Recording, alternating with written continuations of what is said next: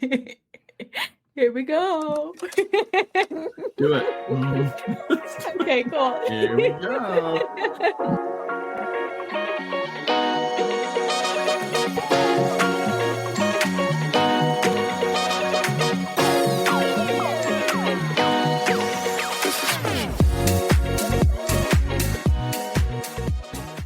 Welcome back to Coffin Talkin', where we unravel the mysteries, embrace the peculiar, and find humor in the unconventional world of funerals and death. We're here with Frank. And since I'm here, I'm going to talk about death. Just a little bit. Yeah. All right, sure. How's your week been, Holly? It's been pretty good. Good. Two things. One, we're in the Holy Grail season of new TV shows coming out. Uh-oh. And it's amazing. Are you locked into a specific series? Many. So, Wednesdays, we have a new episode of Survivor that comes out. Oh, wow. Love Survivor. Okay. Thursdays, we have a new episode of Reacher that comes out. Love Reacher. Wow. Fridays, we have a new episode of Severance and my trash reality show, Love is Blind. It's perfect. Hey, have you ever heard of The White Lotus? I've heard of it. I haven't seen it. Okay, I'm hearing good things about it, and I pulled it up the other day, and it says that this wouldn't interest me at all. No, seriously, I'm looking at the... watch it then. Yeah, I won't, but I'm looking at the description of the series, and I'm thinking, how is this going to be a good show? Well, some people think it is. Oh, sorry for those of you that love White Lotus. And if you do love White Lotus, I'm sorry, but please send in your comments and let us know why you love White Lotus. That would be wonderful. That would be fantastic. We need answers, people. So anything else going on? One more thing. Oh, we rearranged the whole bedroom. Wow. Good. So it feels like a whole new room. Oh, very nice. Do you feel comfortable? Do you walk into it now and smile? How nice. You just walk in and smile and say, this is my room. This is my room now. Well, we did put the old rug that was in the living room in here now because we got the new fluffy rug. Oh. And it looks really nice in here. So I'm happy about that. Wow. Good for you. That is fantastic, Holly. Yay. This is my applause. This is my applause for you. Woohoo. Thank you. I'll take my bows. Yes. Thank you. Oh, your hair's going wild with that bow. What the? I whipped my hair. There it is. Oh, no wonder your microphone's not working. I know. Wow. Yikes. Yikes. So how was your week? Good. Busy. Almost too busy. I'm getting burnt out really, really fast. And I don't like this feeling, and I don't like the rapid pace that it's been lately for the last 2 weeks. So yeah, it's fine, but that's it. That's my week. I'm not going to go into a lot of detail on it. Okay. There will be an episode next week. So regarding some of that rapid pace. And so be aware of it and come back, come join us. I hope you're inviting your friends. Coffiners, come on, let's go. Oh, and by the way, I don't know if any of you have had. I didn't really want to mention it on this episode or in this podcast, but just letting you know that the time frame has passed for you to nominate your favorite podcast. Oh gosh. Oh gosh. For what? For iHeartRadio Awards? Yeah, I think it's iHeartRadio. Yeah. Wow. So I went in there and voted, and so really? Yeah, Coffin Talkin' will get at least one vote. Woohoo! But you see, that's a start. That's the way you start on the chart of climbing. That's right. So yeah, I guess it happens every Friday or every February. I had no idea. Oh, okay. I heard it on the radio once. I go, why? Geez, I wonder if anyone's going to vote for us. Well, I did. So someone voted for us. 1 out of 2 of the hosts of Coffin Talkin' voted for us. I should have sent out emails to family. We had a pretty good showing. Yeah. No, wow. I'm sure that the others get, I don't know, 10, 12, 20,000 votes easily. But at least we're just small and we're up and coming. We're doing good. Yeah, absolutely. Well, got anything else? no, with that, I say let's just jump in and tell the people why they should vote for us next February. Let's be frank. I'm feeling really bad now that it has to wait till next February. Really bad now. I'm brokenhearted. Oh no. Oh no. I'll never recover. Okay. Oh yeah. So let's start with the myth breaking again. So the next myth that I want to talk about just briefly is a lot of people are under this assumption that the state has funds or that the VA, if you're a veteran, will pay for your funeral. That is not true in either case. So the only way that state will pay for your funeral is if you die as an indigent or if your family walks away from you and chooses not to pay for anything. Someone claims you? Or claims you, correct, in your disposition. So the state at that point will do what they can to research your name, find out what kind of holdings you have, whether it be real estate, stocks, bonds, securities, whatever. They'll see what you've got, and then the state will go ahead and decide which direction they want to go with regards to either burial or cremation. Again, remember, that is only if the family that's surviving, and there is family, have chosen to walk away from you. The VA has no program. Well, I shouldn't say that. They do have some funds available, but there are strict criteria on which you have to meet in order to be even eligible for that benefit package to kick in. It doesn't happen for anyone that I've ever worked with that have applied. They've always been turned down, always been denied. So I really don't think there's any funds there. They say there are funds there for individuals that are veterans that would need it, but in my experience, they never come through. So the only way that you do get benefits from the VA is if you are buried in a national cemetery. Then, of course, all cemetery expenses are free. They're paid for. Keep that in mind. You're buried in a what kind of cemetery? A national cemetery. Oh, a national. So in other words, it's a cemetery designed specific for veterans, their spouses, and dependent children. So, so if you kind of, but that was done way before benefits were even talked about. So, sure. Sure. It's kind of the same thing, but any national cemeteries, and they're all beautiful. They all have their own pros and cons, but they're all beautiful to some degree or another. So with that being said, if you have any questions further about that, Coffiners, please let us know. And we will get to the final ones here shortly. Okay, so today's story, I want to talk to you about a young man that passed away in his early 40s, and he had been the pride and joy of his entire family. He left behind a wife and 2 small children. Now, the children, I shouldn't say 2 small children because in their 20s. Oh, and small. Am I a small child? I don't know. Do you feel like one, Holly? Some days. Some days. So the children came in. And one of them, and this is how the whole process of meeting this family started.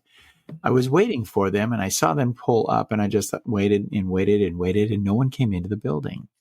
And they came to the front door, and suddenly this young man had a flaming bag, a bag on fire, Holly.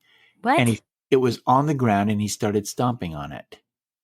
Now, when you see a flaming bag and someone stomping on it in front of a doorway, what's generally in the bag? Fire. Poop. Poop? Yes. Haven't you ever seen that where people play pranks on people where they put a flaming bag on the doorstep of someone and the people that own the home come out and they start stomping on it, but they're stomping on poop? No, I have never seen that, and I'm so glad I haven't. I didn't know that was a thing. It's a thing. Oh my gosh. It's a thing. So they had an individual that was doing this. One of the children was doing this right at the very beginning. And I thought to myself, oh my gosh, this is going to be fantastic. So I see this happening and I'm thinking to myself, oh, this is going to be a great arrangement. Okay. So the wife is no around. There's 2 children that come in to actually make arrangements for their father. They're doing the stomping dance in front of my building, in front of the building that I'm working on. And I know exactly what they're talking about because, yes, Holly, unlike you, I have seen this and I have heard about it. Oh my gosh. But in this case, that wasn't poop. It was eggs because they thought they thought that would be more apropos, and not the where they didn't want to bring poop into the building, so they brought eggs into the building. They brought eggs into the building, set it on fire, stomped on it, right unfried. It was stomped on the outside of the building, but it was still on their shoes. And they come walking in, and they're just laughing. And I'm thinking to myself, why are they doing this though? What? It's coming around. Just wait a minute. And so they went on ahead and they came in, and I'm sitting there talking to him. Do you need to wash your shoes off? Do you want slippers? I'm saying, because we have slippers in the prep room because we usually have to put slippers on our feet. And, oh, no, we're good. We're good. My dad would have loved that joke. And I'm thinking that was a joke. So You're that's thinking, what I don't, and I have to vacuum after you leave. More like wash the carpet now. Oh, my God. They went on, they came into the office and they started making these arrangements and everything was going fine. And then all of a sudden I hear this popping and I look over at the desk and he's dropping one of these firework poppers. Do you know what I'm talking about? Yes, in the building? In the building, on my desk. On your desk? And I think they were waiting for a reaction like I would jump or something, but I didn't. And I just looked over and I said, what are you doing? And he said, my dad was such a practical joker. He would have loved these things here. And I said, okay, well. Again, place of business. Yeah. Again, he's no longer with us. Remember, he died. His jokes can die with him. Oh, my word. And so they had set up a time frame for the actual services to begin, or when they wanted the services and what exactly they wanted to have done. And so I'm listening intently, and I'm thinking to myself, well, this will probably turn out to be a pretty nice service, actually. Oh, okay. And surprising. So kind of, yeah, hilarious in its own little way. But we finished the arrangement conference. I had flowers ordered. The casket was ordered. They brought in the suit for him to be dressed in, and it was kind of an odd suit, but it doesn't really matter. And they said, okay, we're going to be here a little early because we want to see him by ourselves before everybody else shows up. And that's normal. See, that's a normal request. Yeah. And so I didn't really think much about it. But Holly, when you with the last funeral you've gone to, have you ever looked at the casket and what the casket sits on? Yes. What was it sitting on? This one, I thought it was weird because it was just sitting on like a metal trolley, a gurney trolley, yeah, something. Okay, those are called. But it was metal, and it usually has like a covering over it. But yeah, most of them will have a covering. Yeah, most of them will have and mine don't. And I learned from experience not to put covers on them. But is it this experience? It was the start. Oh, great! Oh, great is right. And so I had everything set up. And this particular one, they asked for a solid beer for the casket to be set on. A solid beer. In other words, there's either church trucks which have the dollies that you can see that they fold and expand. These are the ones you're talking about. Mm-hmm. Or there's a wooden beer, and BIER, and you can go ahead and set the casket on that, and then it's just a solid piece of wood that is supporting the casket. So you don't really see what's behind it. You don't see what's to the side of it. You just see the wood in the casket. They're nice. Some of them are a little extravagant, but they are nice. And so they specifically asked for that. And I thought, okay, well, we can do that because I have one. We can go ahead and put that on a wooden beer for you. Mm-hmm. And so the services or the time for the services came around, and it was about 2 days before. And I get a phone call. They specifically asked for me. And the one young man on the phone, I got on the phone and I said, yes, this is Frank. And, hey, do you have Phil in a can? Or no, what did they call it? I think it was Phil in a can. I can't remember. Phil in a can? Phil, Phil, Phil in a can. And I said, no. What is that? I don't know, to tell you the truth. I could remember it. I remember the joke was if you have Phil in a can, but they'd usually call grocery stores, and grocery stores would say yes. And then they would say, please let him out. Something like that. So it was a joke, but it didn't work on the mortuary because we don't carry that stuff. Right. And so I just said no. And he said, okay, just wanting to know. And so, okay, fine. Next day, another phone call. Hey, yeah, this is Frank. Hey, Frank, listen, do you guys have a refrigerator? Yeah, we do. Is it running? Yeah. you better go grab it. Oh my gosh. Okay, so this Who is the is way. this? Do you really have to ask? Yeah, no. And so I'm thinking to myself, and we didn't have caller ID at the time, but I just kind of rolled my eyes thinking, I know exactly who these guys are. Yeah. And so I kind of rolled with the punches, and you give the obligatory laugh. Yeah. Good one. Yeah. Wow. Yeah. Okay. We'll talk to you soon. Never heard that before. Hang up. Blocks number. Hey, is your nose running? Yeah. Have you heard that one? Better go catch it. Oh so God. anyway, that's the type of individuals these two were, and I just thought, well, I better be on my tippy toes because I don't know what to expect here. Mm-hmm. And so they had actually taken some time, and the flowers that they requested were it was almost a full spray. In other words, with the casket closed, the flowers would extend over the entire length of the casket. Was it all the flowers that like shoot water out at people? If only. So so we couldn't put the entire wreath of flowers on the casket because the casket was opened. So we had to put it on a double stand, which was set at the back end of the casket. So when they came in, they just did some walkarounds with us and kind of looked at their dad and said, "Oh my gosh, he looks so good." And it's like he's just sitting there sleeping. He would find this humorous actually because he always told us that he did not want to have an open casket view. And I looked at him and I said, "So why are you having an open casket view?" Because he's no longer with us and it was our decision. Oh, okay. Okay, now but you're calling me multiple times a day out of his. Oh my gosh. Maybe Holly. Memory of him. Maybe they called their dad every day with new jokes. I don't know. Oh, I don't know how that came about. But anyway, either way, disown those children so fast. Yes. So what they did is they came in the day before and they wanted maybe half hour to 40 minutes, maybe an hour alone with him.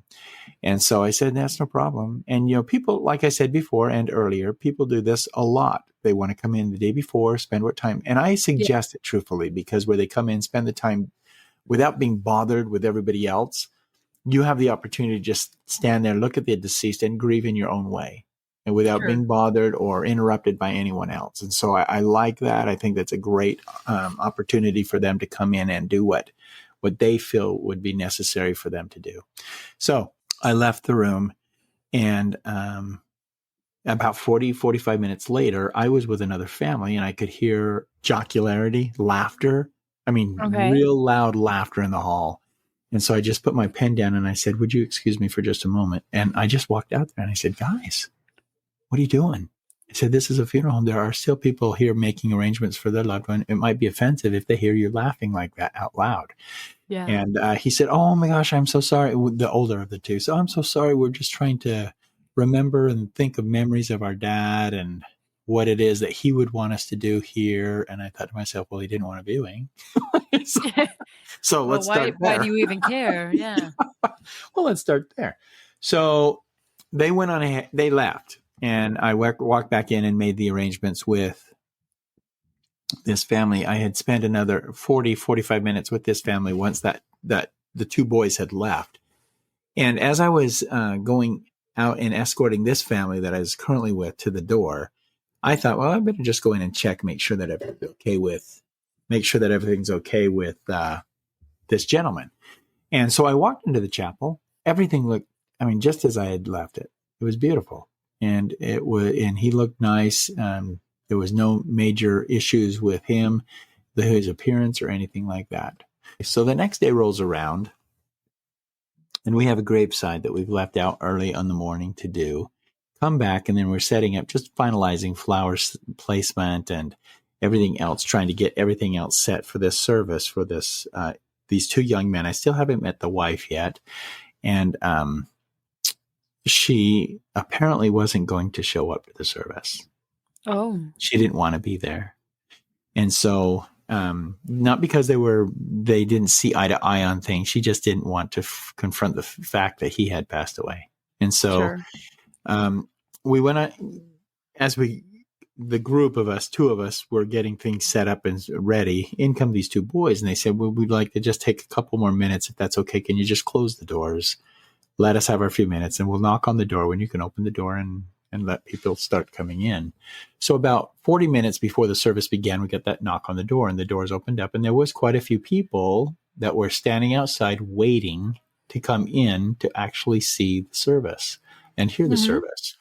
And so there was the music that he wanted playing, which was Neil Diamond, in the background, and everything was going well. I mean, the two boys were there at the door greeting everyone as they were coming into the chapel.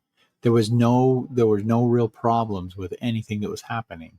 So everyone was seated, and we as the funeral home made the announcement, please be seated because we're about to begin the services for so-and-so, and we'd like you to please be aware that keep your talking to a minimum. I don't remember if we had, I know we had pagers, but I don't remember if we had phones. Yeah. And if there were phones, they were the brick type, the long, the heavy ones. Terrible. So kind of giving him cautionary warnings about keeping their phones at a minimum, or keeping them to the side, turning them off, whatever the case is, so that it would be quiet for the service.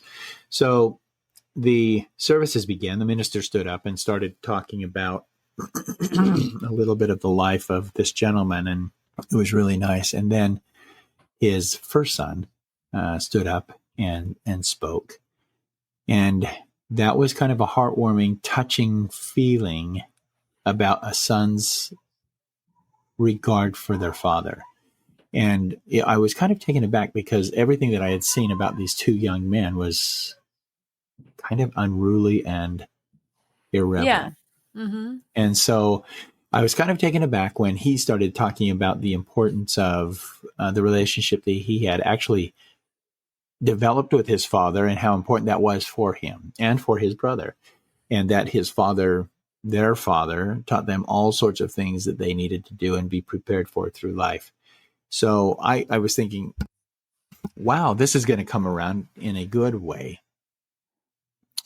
So he finished, sat down, and people were so moved they applauded. Wow. Wow. Okay. That's crazy. Yeah, that's all right. And it's rare, but it does happen.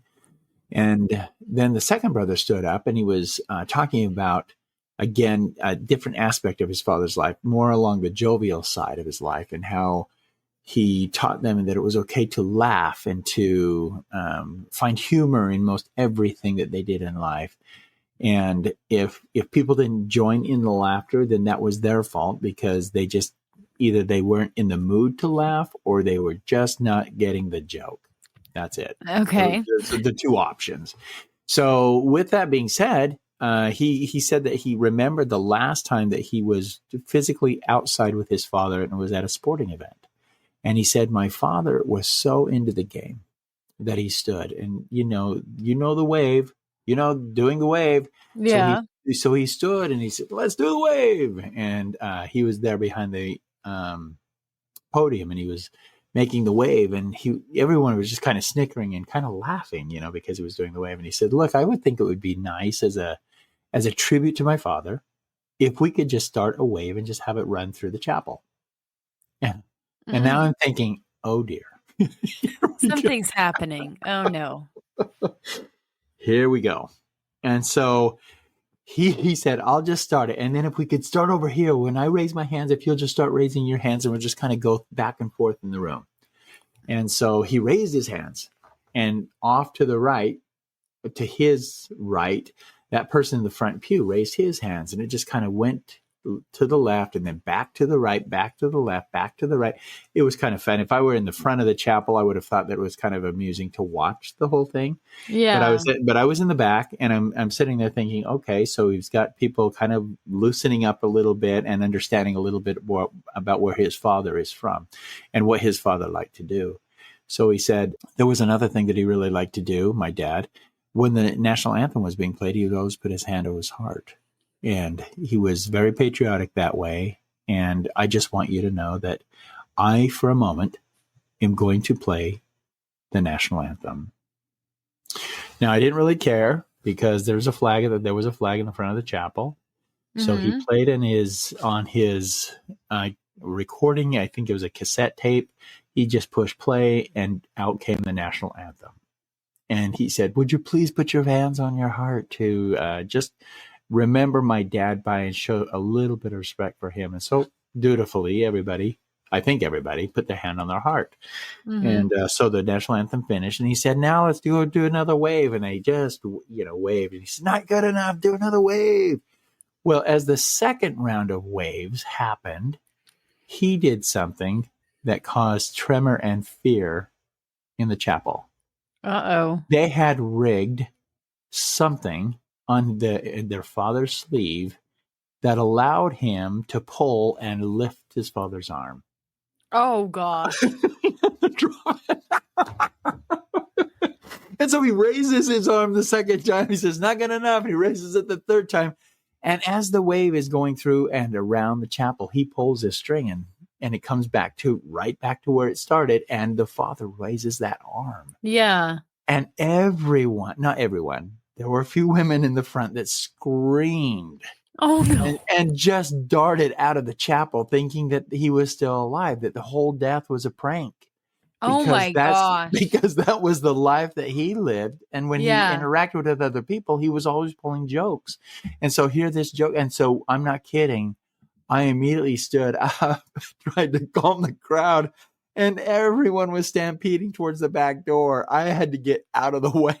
Oh, my gosh. And so this young man standing behind the podium, I don't think he thought things through. No, that's clear. So he said to the crowd, he goes, "It's just a joke. I say, just a joke. My father has passed away. I wired his arm." Oh my gosh. Now, you have to understand that the embalming process generally tightens tissues and muscle. And so what they were doing for that 40 minutes was relaxing that arm.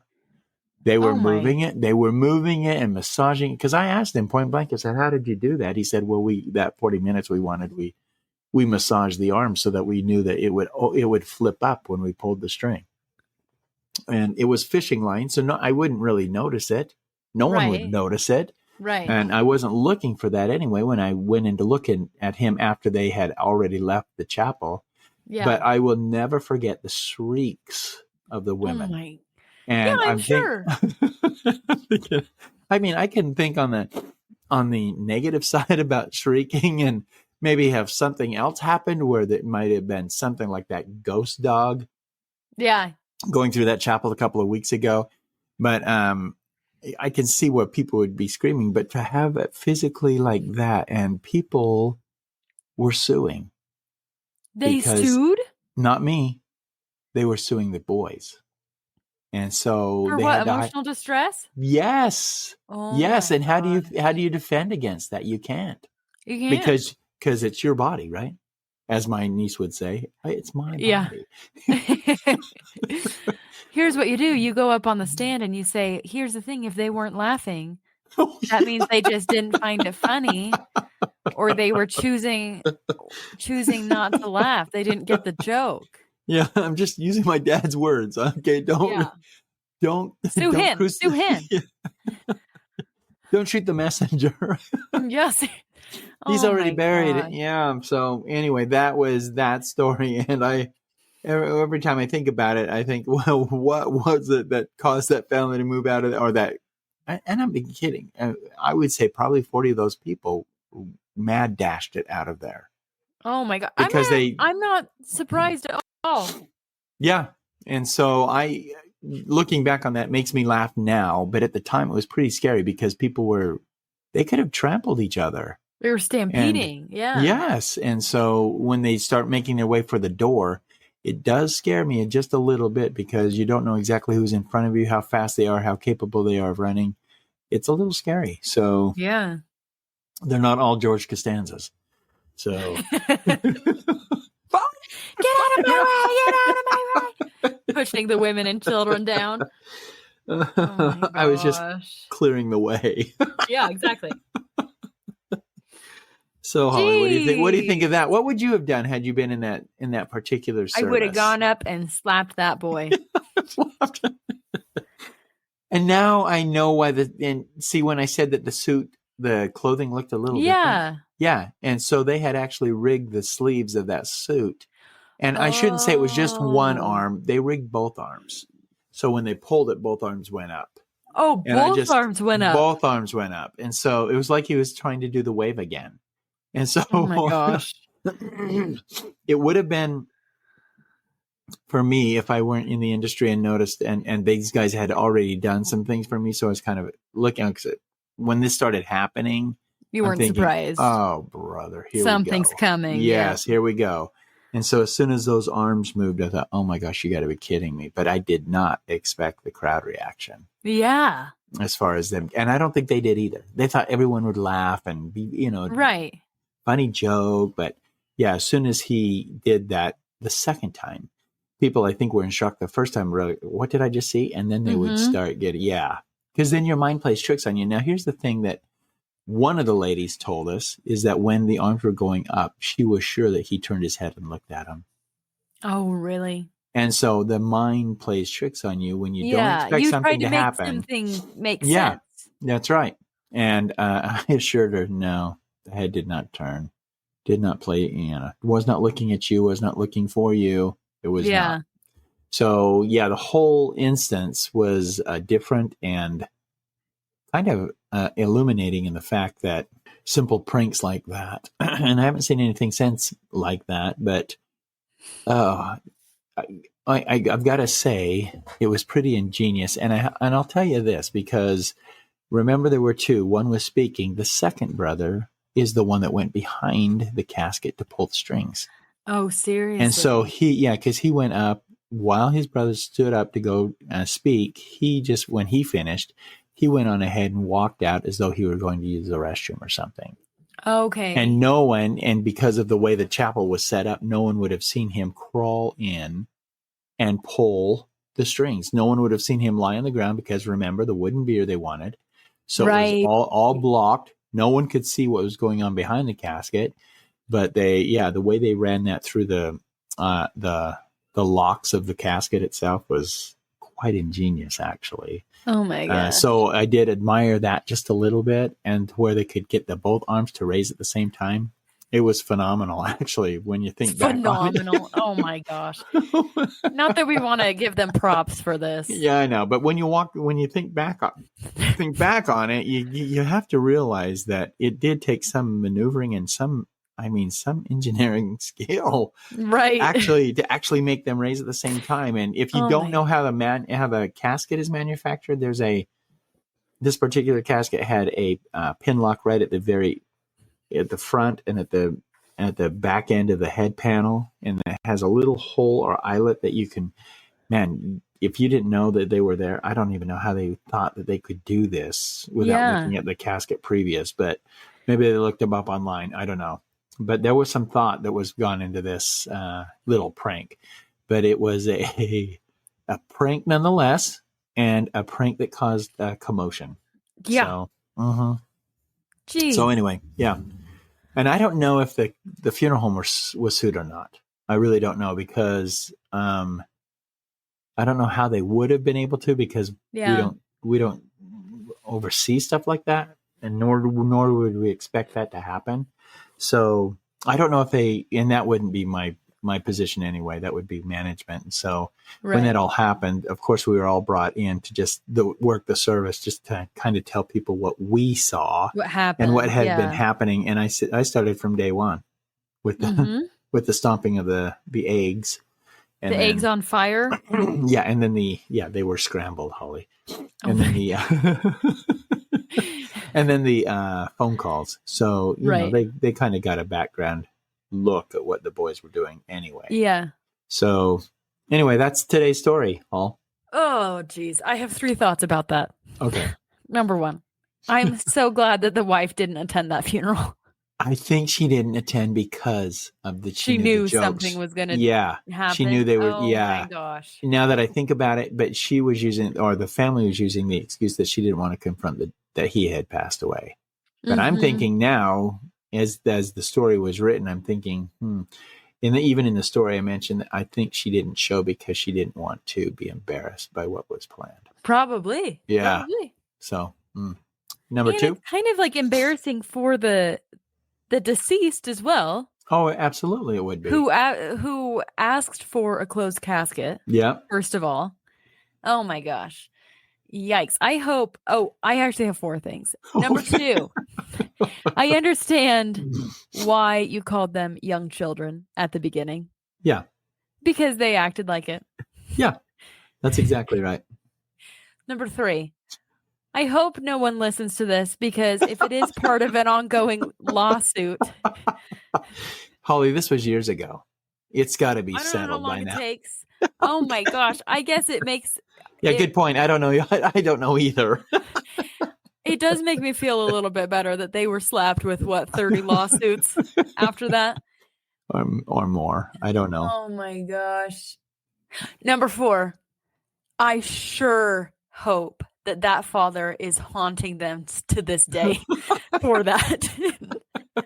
Hey, remember this joke, boys? Remember that?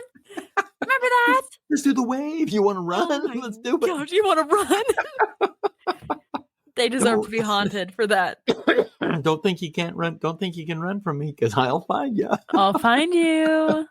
Oh my gosh.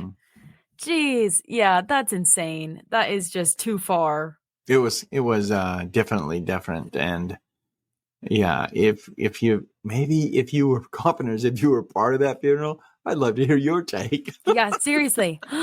Did you get a nice settlement out of it? Oh my gosh. I hope so. Well, let's just say, were you in Utah between the years of 85 to 90? Yeah. If you we're asking for a casting call. There you go. Oh my gosh. Oh, wow. Yeah. So that is so ridiculous. It is ridiculous. But when I prepped you earlier thinking, hey, this is going to be a scary story because... I did think this was going to be a scary story. People running out of the chapel. What? I know. Before we recorded, my dad called me and said, just as a teaser for this episode, this story had people jumping out of their seats and sprinting out of the chapel. It's like, oh, this one's going to be spooky. Nope. Lights are all on. Oh, geez. Yeah, nothing's on there. Just over there. two stupid kids. Yeah, that's it. But I don't think they got the reaction they wanted, but they got a reaction. They did get a reaction, that is for sure. And what about the older people that were there? What if they threw someone in cardiac arrest? Yeah, they could have. They could have. Pretty easily, actually. Mm-hmm. Yeah, especially when you say that the guy was only in his early 40s, right? 43. Yeah. 43, yeah. Yeah, that's insane. It is. So, well, I hope the Carpenters get some levity out of it. Yes. But don't try this at the next funeral you guys go to. Oh my gosh, please don't. If you have any stories like this, though, I'd love to hear them. I'd love to read them. I think it would be fantastic. So let us know. Oh my gosh, it would be great. Join us next week. Thanks for tuning in this week. And thanks, Carpenters. Hey, take it easy. Do the wave. Do whatever you want. It's relaxing, I understand. It's relaxing. Don't stress. Don't stress. Do the wave. All right. We'll see you next week. Bye, Carpenters.